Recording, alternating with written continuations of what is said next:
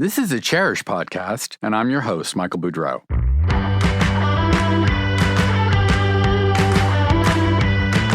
I'll be taking you for an inside look behind the glamorous facade of the interior design industry. At a time when every aspect of the business, from sourcing to trends to marketing to dealing with clients, is undergoing rapid change.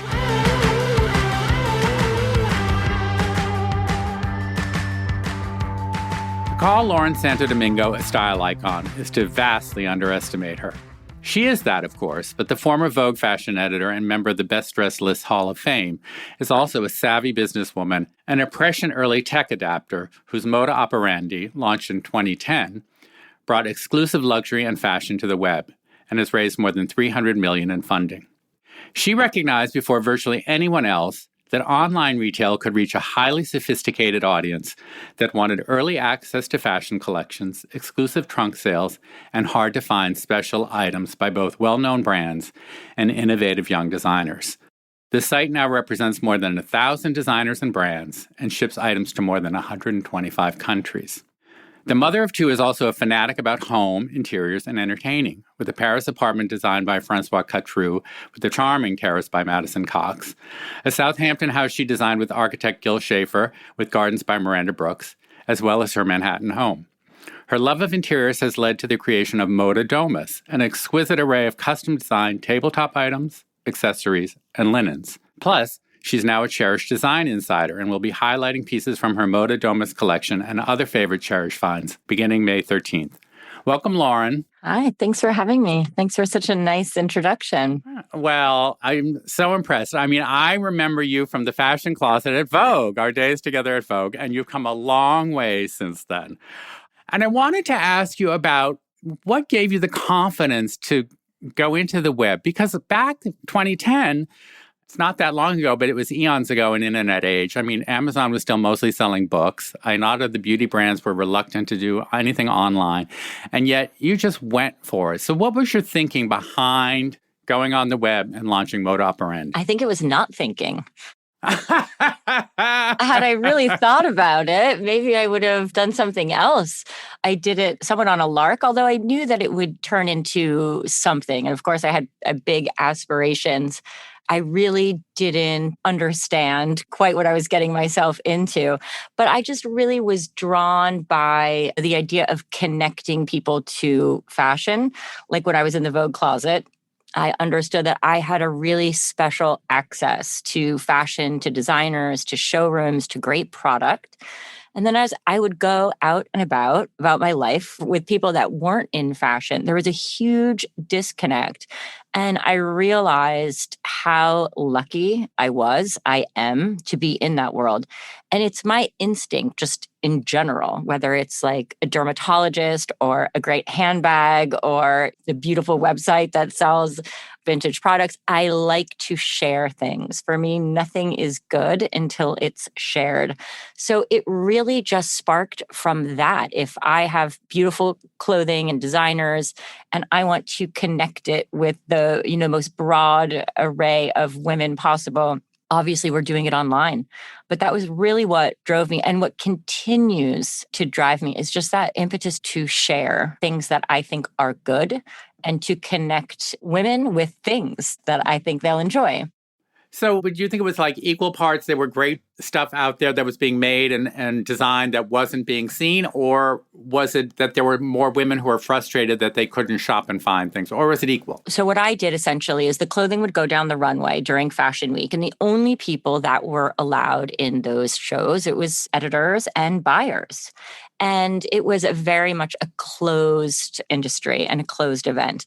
And right around the time I launched was the beginning of blogs and street style. So this fashion world, or the rest of the world, I should say, was becoming much more aware of Fashion Week and understood what was happening in cities with social media. And people really took an interest. And it was more than that, in that the designers also wanted to connect their clothing, their collection with women. And there used to be in those shows, there would always be in the front row a bunch of like a Nan Kempner, Annette De La Renta, Dita Blair. The social ladies. Exactly. They would sit in the front row and they were allowed to make their personal order right from the show. That stopped at some point, and I think the designers really missed that. They wanted to be able to connect directly with the customer. That's who they're designing for. So it was really both. And I was hearing from designers that they missed that. They missed women sitting in the front row and engaging, and they missed that personal element in this very commercial environment. And at the beginning, did you have a hard time getting the concept across? Because it was perceived at the time that the web was for mass, Amazon, that kind of thing, things that were mass produced. And I'm one of those people early on who thought, oh, no one's ever going to buy a sofa or a chair online that they couldn't sit in. And that's probably why I don't have $300 million in funding. But, and I know like a $4,000 dress, are people going to buy that without seeing it, trying it on? So was it a hard sell, mode operandi, the idea? Not really. I mean, the designers definitely jumped on it. I think explaining to women that weren't as fluent with fashion, understanding that these clothes that go down the runway actually aren't going to be even produced for 4 months. So understanding 40% of them probably won't be produced at all. Exactly. It's about 10% of those items that just never get produced. So the designers were delighted to do it. The customers needed a little hand holding. And, for me, it didn't, I shop everywhere, right? Whether I'm on Madison Avenue or Fifth Avenue, if I go to a museum, I stop in the gift shop, usually on the way in and on the way out. So for me, shopping online, it didn't seem that foreign, and buying large items online didn't seem that foreign to me. Mm-hmm. And what about investors? Was it a hard sell for investors? It's funny. Usually I would meet with the investors and they'd sort of scratch their head and say, wait, so if they're not getting it right away, they have to wait for it. They have to put a deposit. It didn't seem to make any sense. And without fail, they would call back the next day and say, actually, I spoke to my wife or I spoke to my daughter and they love the idea. Can we set up a second meeting? And it was always the women in their life that would, sort of bring it around. And now, listen, 10 years later, they're not having to ask their wife. There are women in those rooms making these decisions. A lot has changed in 10 years, especially in that way. Mm-hmm. So that makes it easier for me too. Right. And the other thing that fascinated me about mode operandi was how service-oriented it was. Like you were talking about exclusivity, but, pre-orders, things that aren't available. And a lot of people think it's going online, you click a few things, it's shipped to you in a box. But you approached it very differently. So how did that evolve, this idea of like getting custom things? You see right on there, oh, there's only one left. This is available, that's available. Pre-order, put a deposit down. Now, that really was unheard of, I think, on practically every other site. So at the time, I think that for me, at least, I think what constituted good service, say you were in a brick and mortar, a good service meant that someone was, maybe if you wanted information, they could tell you. They could bring things to your dressing room, right? That there was all sorts of ways that make your shopping experience better. And I figured online, it's actually much easier to do all of these things. You can actually just print what's on the label. You don't have to go from floor to floor if you want to. The shoes are on one floor and the dresses are up top. Everything is right there. So for me, the idea quickly, as we're sort of designing the experience, I've never been able to go back to brick and mortar. It feels clunky and slow. And I had very particular, I had a certain level of expectation for shopping. And so designing the Moda experience, and to this day, what I'm trying to do is just create the perfect shopping experience with the best product and in the most engaging ways to interact with it and to learn about designers. And when I was young, I grew up in Connecticut. And I would take Metro North into the city. And for me, Barney's was a real education in new designers. That's where I learned about designers. I learned about fashion. RIP Barney's, but that's where I really learned. And I really wanted to be able to provide women, young women, older women with that same experience of interacting with new designers. And then again, for the designers who I love and support, to be able to give them a new audience.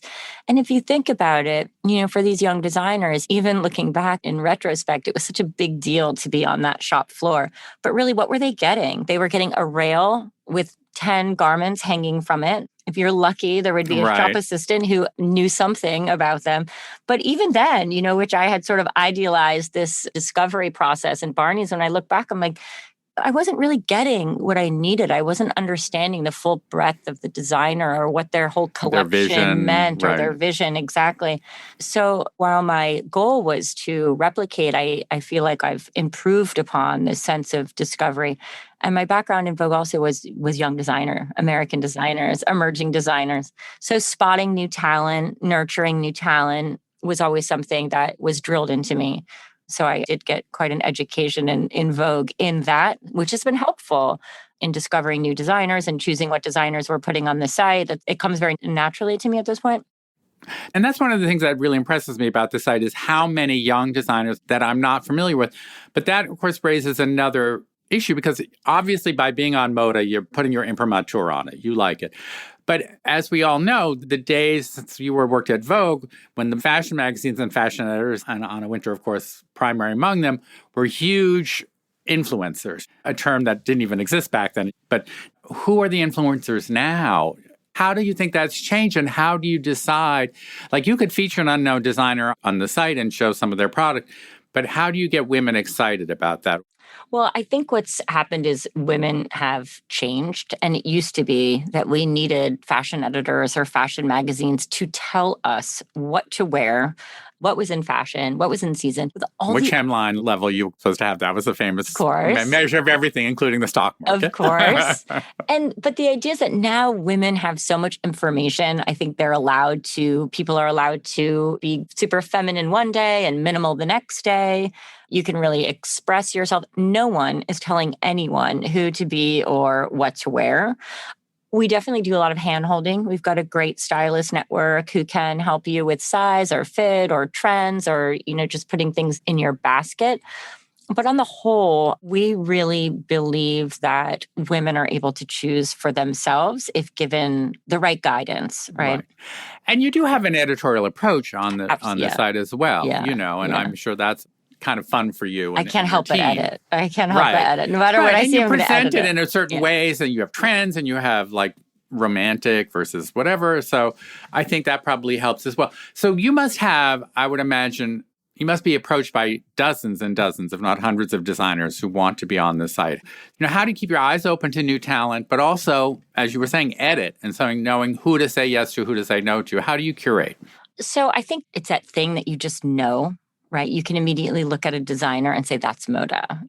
And you just know. And then, of course, there's other decisions that have to factor in, right? You have to know that the designer can actually say this one top we sell, we have 3,000 pre-orders. We need to know that designer can produce. We need to know. 3,000. Yeah, I want to know who's running not their. 5. Yeah. I need to know who's running their business, right? And to know that this will be a great partner for us long term, that if we're going to take the time to really, give this designer a platform that they have the back of house to sustain.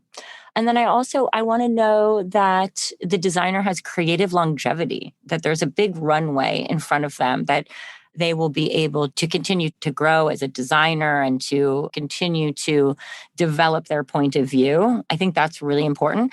And then also sometimes there isn't a big runway in front of them. Maybe it's just one hit bag, right? And that's it. And that's fine too. If you seize that moment. Right. And then just knowing, and hopefully maybe helping them to expand their point of view or different categories within their business. And, I think is something that we really think about. Right. When you're curating your array for the site, is there a proportional sense, like you want so many big name known designers like Bottega Veneta or whatever versus younger designers? Do you feel it's important to have a proportional mix, or is it just about you love this season on X design and you didn't like maybe the next season? How do you work that out so that you feel that you're still at the forefront, but you don't want to become just another shop that's selling Gucci, for example? Yeah. So that's called our brand matrix. And it's something that we think about quite a bit.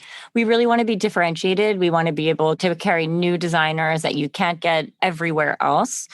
And fashion is funny, right? The small designers really want to be with the big designers, right? Mm-hmm. But then the big designers also want to be with the young designers because they're cool. Right. Everybody wants to be hip. Everyone, right? Got to be in with the cool kids. It goes both ways, and you really need to keep that list tight, and it needs to be considered. So it's something that we do think about and make sure that we're balancing, that we're speaking to lots of different women and different lifestyles and different sizes and different climates, right? We're taking all of that into account. Of course, we definitely skew towards occasion dressing, Right. evening gowns, cocktail dresses. And occasions are coming back. Yes, baby, exactly. So we definitely skew more towards the fun side of life. Right. You weren't necessarily going to go onto Moda to get a T-shirt.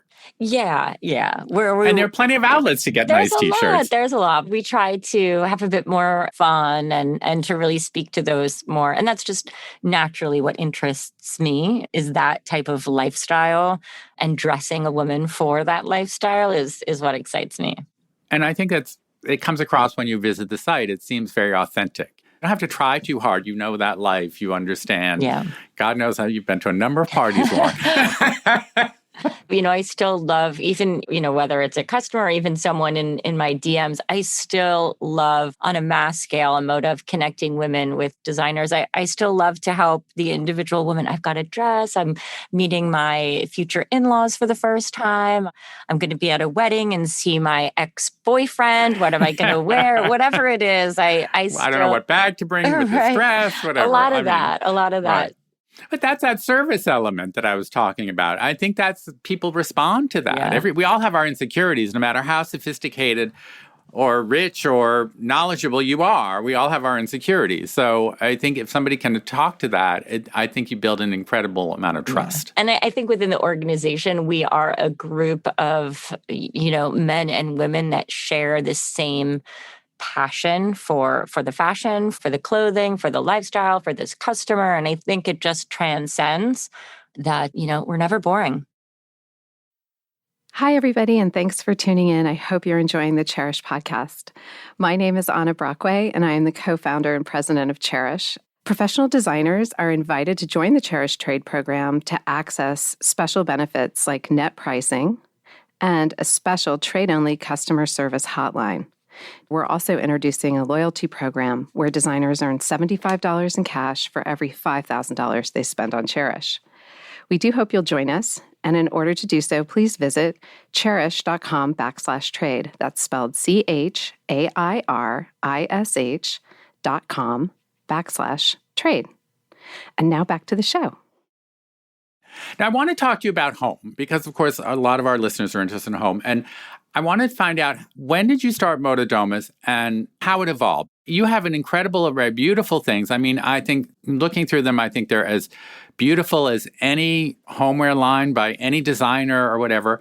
And you do represent some other brands as well, right. High-end brands and artisans like Francis Palmer, my friend, and some real talents. But how do you develop your own line? How did you go about that and why? So the first product that we did was I am a voracious flea market, thrift shop, antique shop. That's why I love Cherish so much. I just love sort of unique finds, especially on my table, sometimes for clothing too, like a fun belt or a silly old beaded bag. I do like that for fashion too, but especially for home. And I had found these ceramic potato bowls. And in Fashion Week in Paris, there's a restaurant called Caviar Caspia. And it's sort of the cafeteria of the fashion world, I suppose. And it's obligatory to go to Caviar Caspia and Instagram your caviar potato. It's just a double or triple baked potato with caviar on top. That's it. That's all it takes. If you have enough caviar, that's all you need. That's it. So I found some of these caviar potato bowls, ceramic ones, and I'd slowly collected them over time. I had 24 or so, and I had a dinner in Paris, and I did it at my house, and I served these caviar potatoes in the ceramics, and people sort of lost their mind and, wait, it's ceramic? This is incredible. Or it was... Right. And immediately the next day when people sort of came to, they were like, okay, how do I get the caviar potatoes? So we started making them. We started producing them. We have a great artisan in Italy that spent time really getting it right. And then it sort of grew from there. How do you find the artisans, the craftsmen? I mean, you have beautiful blown glass, you have ceramics, you have linens. Did you reach out to people who already did, those kind of things? And how did you find them? They're vendors typically that I had already worked with myself, whether it was Los Encajeros, who had been doing linens for my table in my house for many years. So you already knew a lot of Yeah, them. no, I spent summers in Venice every summer. So a lot of the glass makers I knew, and I would always leave Venice with a dozen or so new glasses. And Doesn't everybody? And I have a nice collection at this point. And when people would come to my house, and without fail, I entertain a lot.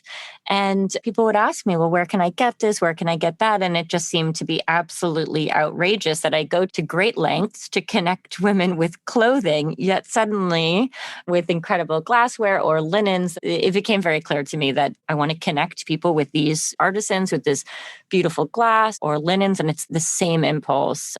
And it's the same even with women having dinner parties. It's the same. I want to help women just really express themselves, be creative, feel confident, have the best, whether it's the best pieces in your closet or pieces in your butler's pantry, that you are able to create beautiful moments and design. Mm-hmm. Make them different. Yeah. And also, I think this is not to be minimized. You are supporting these craftsmen in Italy and other places because there's not, in a mass-produced age and a mass-market age, the individual craftsman is often struggling. And I think that's a great thing that you're doing. Now, are you thinking of expanding the home array? Because as we know, during the pandemic, home has done surprisingly well. I mean, I know all the designers at the beginning were freaked out, and they've done surprisingly well. And now there's almost shortages. I mean, there are shortages and delays in getting stuff. So I think home has, with people spending more time there, has benefited in a way. So is that something you think Moda will expand, Moda Domus? I mean, I know now you're going to be selling some of the things on Cherish, and you're going to be editing stuff for Cherish. So how has the demand been through the pandemic, and do you see it increasing? Well, through the pandemic, I mean, I think we were all nesting. And so, yeah, our home, we really rolled out one of our first lines right before the pandemic. So, sometimes being lucky is better than being smart. So we were really able to we were lucky because people certainly were not buying cocktail dresses or evening gowns or sparkly shoes, you can be sure. So we were really lucky to have that business really up and running. I definitely think we'll continue to expand. We do collaborations all the time. I think there's always about 2 or 3 table settings that we're working on at a time, and we roll them out. Sometimes it's with a designer. Oftentimes we work with the designer. Perhaps they are in the mountains of Switzerland or in the countryside of Paris or in Bilbao, Spain. And while they have incredible craftsmanship, incredible quality, perhaps they are not as connected with this woman and understand what her certain lifestyles are.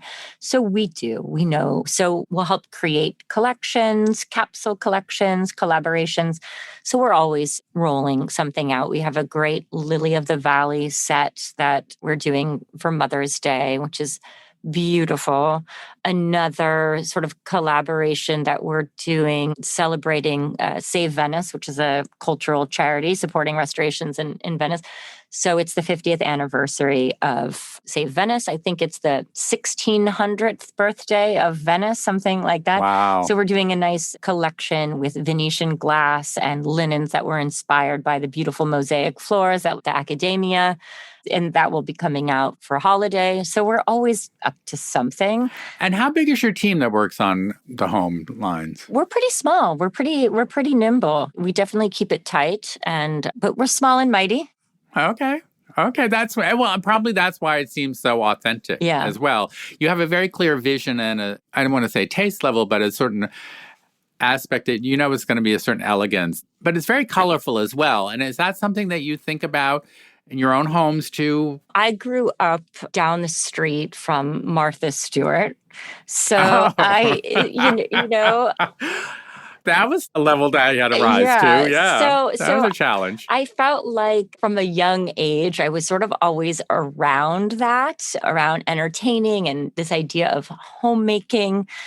To me, it always felt very old-fashioned. Being a homemaker was not something that I aspired to at all. And I somewhat rejected it. And I suppose, and then I have my mother-in-law is a supremely, supremely elegant woman. And I think I learned from her that it is not that I think setting the table and entertaining is not an extension of being someone's wife. It can be your own thing, and it can be an expression of your own taste and point of view. And that you can do it for yourself as much as for, it's not necessarily. And it can be fun. It can be fun. It can be fun. It can be fun, yeah. And so I think I learned from her to just enjoy it and not put so much baggage with it. And then she just has incredible, incredible taste. And so I think sitting with her quite a few meals over the years, I think it helped train my eye. She'd been collecting glassware and silver and porcelain and linen. So anything that I'm seeing on her table is just the best of the best. So I think that definitely trained my eye. I also have a lot of the vendors were from her Rolodex.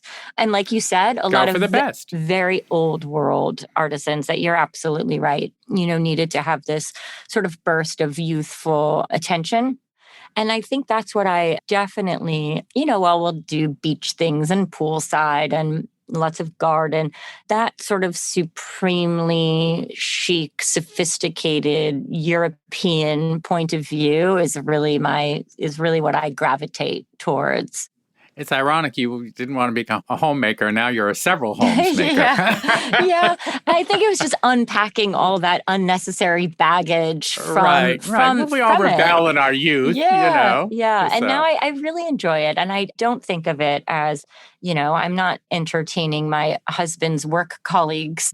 And I also think there was a lot of pressure around rules and etiquette and a lot that was sort of made me feel nervous that I would get something wrong. And I realized that the only people that know that the wine glass should be in this place or that place, anyone who knows that and judges you for it is jerk. So who cares? Just somebody you don't want at your dinner table. Don't invite exactly. them. I still to this day, I'm always confused between, the white or the red. I mean, I'll do an Instagram and someone will email and will direct message me and say, the knife point should be turned in. I'm like, oh, get over it.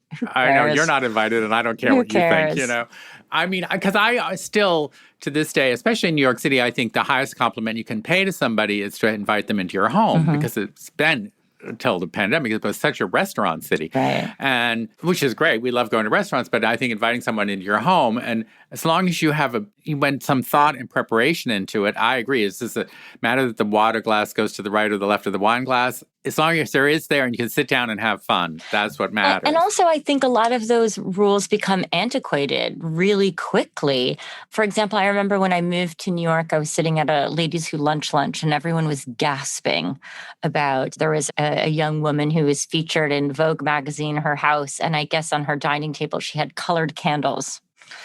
And everyone was scandalized that she had these colored candles. And I just arrived in New York and I'm sitting at this lunch. I'm like, okay, note to self, never use colored candles. That is very bad. And I would have thought, note to self, maybe I came to the wrong city. Right, exactly. Now, fast forward, 20 years ago, I only want colored candles. I don't care if they are or were or will be again not correct. I think they're fun.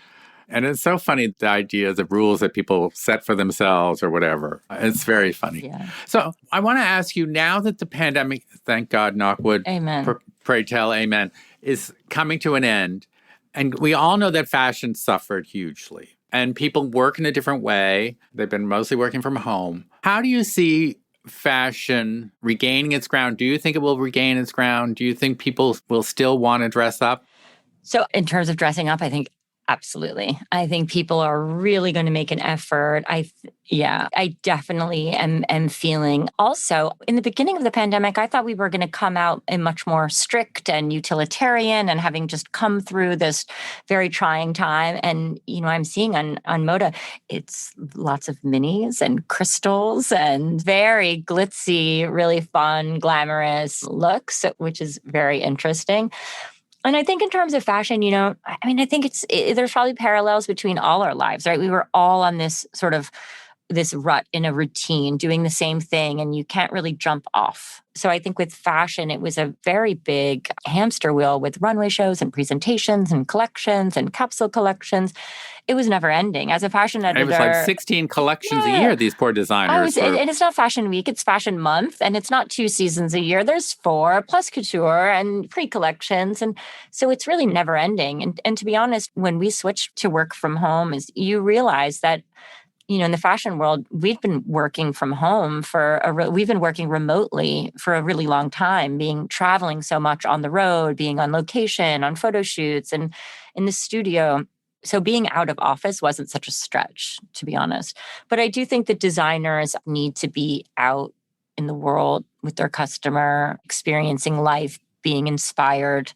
So I think the first chance that they get, I think we're going to see a lot of creativity, a lot of excitement. They'll be approaching the world, with the same sense of adventure and curiosity of what's next. And I think it'll be exciting to see what they imagine us wearing in the seasons to come.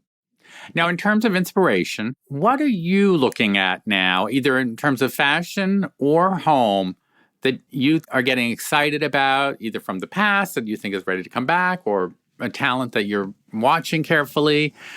Are there any trends, any color palette, any materials that you're excited about? I mean, I look at everything. I know, you're voracious. I am a consumer of images, and I have a good photo recall. I think it was from my years of being an editor. If Grace Connington says, okay, I need helmet lengths, look number 15, I had to know what look 15 was. And at some point, I could even tell you what model was wearing it on the runway. I got pretty good. That's impressive. So I look at everything. Right now, you asked me what materials. I'm really into linen right now, into linen suiting. Sort of, I actually found a photo of some talented Mr. Ripley era Americans in Venice touring around on their grand tour. And the young men were wearing double-breasted linen 3-piece suits. It was funny. We just rewatched Death in Venice. Okay, great. With a nice boater and beautiful buttons. And there is something that really appealed to me. And so I'm definitely looking forward to that. I think the Row did some beautiful linen suiting for spring of last year. And so I think we're just moving into, we'll see more of that.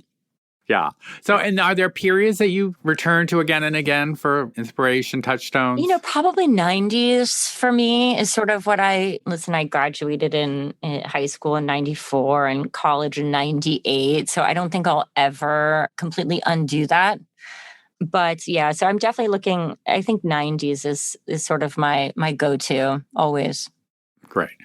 And in terms of like objects and things for Motodomus, are you thinking of expanding the range beyond the tabletop and accessories? Do you think you would ever go into doing furniture pieces? We do lamps and cushions and blankets and framed edition photographs, lots of books and gifts and a little bit of everything. And yeah, I could imagine, doing some furniture. There's some great design out there in general. So, which I'm obviously, I really gravitate to design. I used to really only like sort of, modern or antique. I find myself now interested in contemporary makers, contemporary furniture designers, contemporary design that maybe 10 years ago I wouldn't tolerate. Now I find myself and also I think it's easier to find these designers, especially through Instagram and having an extended network. Mm-hmm.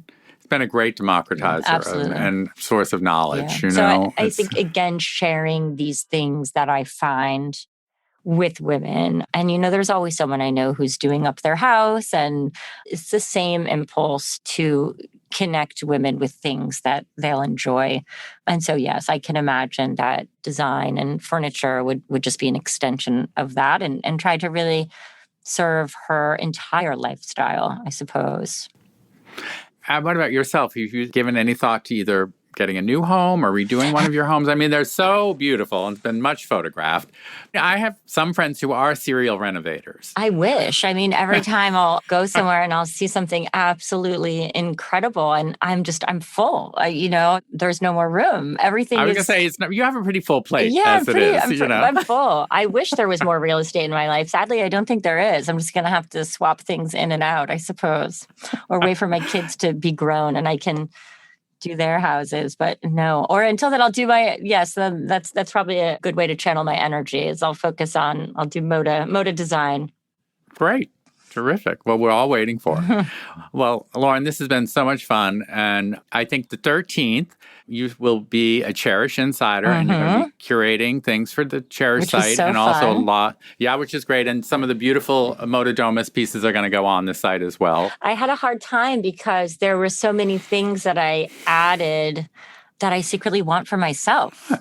That's the problem. And I had to be very generous and leave them. You give them up to somebody else. In the curation and not take everything for myself. So it was definitely an exercise in generosity because most of the things in there I really loved. It was so fun to go through and so many different styles and decades. And I missed going to the thrift shops and the antique fairs. And so I spent a lot of time on the internet looking for all of those fun, exciting things. So it was fun to do. And I think a lot of interior designers actually go into the field because they imagine spending other people's money and buying things, Absolutely. even if it's not for themselves. It's a secret. 100%. It's the secret of the design. 100%. Anyway. Well, thank you so much, Lauren. Thank you. It's a wonderful guest. I've really enjoyed this. And here's to your continued success with Moda Operandi, and also so great that you're part of the Cherish family now. And thank you to all of you for listening to the Cherish podcast.